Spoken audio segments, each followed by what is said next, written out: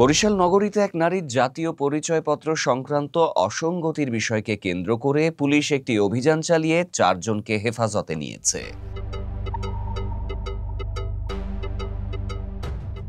আঞ্চলিক সূত্র পুলিশ কর্মকর্তার বরাত অনুযায়ী ফরেস্টার বাড়ি এলাকায় মানুমিয়া লেন সংলগ্ন একটি ভাড়া বাসা লক্ষ্য করে অভিযান চালানো হয়। অভিযানে রীতা বালা নামের ওই নারী ও বাসায় আশ্রয় পাওয়া আরও ৩ জনকে ধরা হয়। পুলিশ ও তদন্তকারী সংস্থাগুলো জানায়, অভিযানে পাওয়া তথ্যের মধ্যে এনআইডি কার্ডের ছবি ও অন্যান্য তথ্যের মধ্যে অসঙ্গতি আছে। রীতার অভিযুক্ত নারীর তথ্য যাচাই করার চেষ্টা চলছে। অনেকেই দাবি করছেন ওই নারী ভারতীয় নাগরিক হতে পারেন বা রোহিঙ্গা হিসেবে পরিচিত হতে চান বলে সন্দেহ করা হচ্ছে। যদি মাসখানেক থাকে তাহলে আমার মাইয়ের বাসা অনেক থাক, তারপর আমি নিয়ে যাবো। তো উনি একদিন ওনার টাকা দিয়ে গেছে, উনি আমার 4,000 টাকা দিয়েছে বাসা ভাড়া করতে। আমি তো থাই, আমার খাওয়া খরচা যাতায়াতে তো খরচা তোমার ভিতরেই।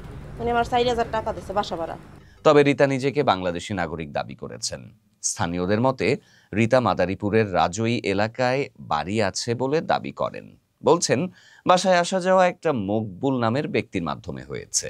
ওই না আয় আমার দোকানে খায় লয় বয়, আসতে চলতে পারে না, পড়িয়ে যায়। ওনার লগে যে লোক ও কয়দিন থাকবে তার মেয়ে একটু দেখি অন্য রাখি, নাকি আমার তো বাসা বাড়ি কেরাসি।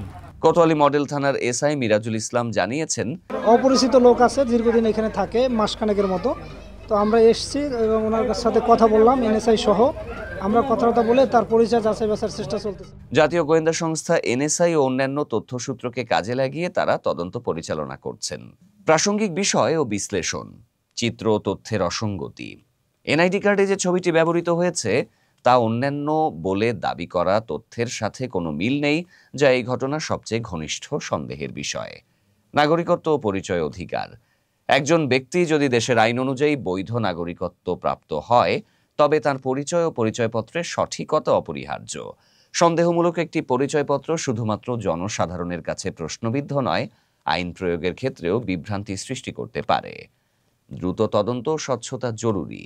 যেহেতু একটি নারীকে কেন্দ্র করে জনসম্মুখে সন্দেহ ও আলোড়ন তৈরি হয়েছে, তদন্তকারীদের দ্রুত ন্যায্য ও স্বচ্ছভাবে তথ্য প্রকাশ করা উচিত। মানবাধিকার বিবেচনা, সন্দেহ থাকতেই পারে, তবে কারো সভ্যতা অথবা নিরাপত্তা অধিকার লঙ্ঘিত হওয়া চলবে না। যে কোনো রিমান্ড বা জিজ্ঞাসাবাদে আইনানুগ প্রক্রিয়া বজায় রাখতে হবে।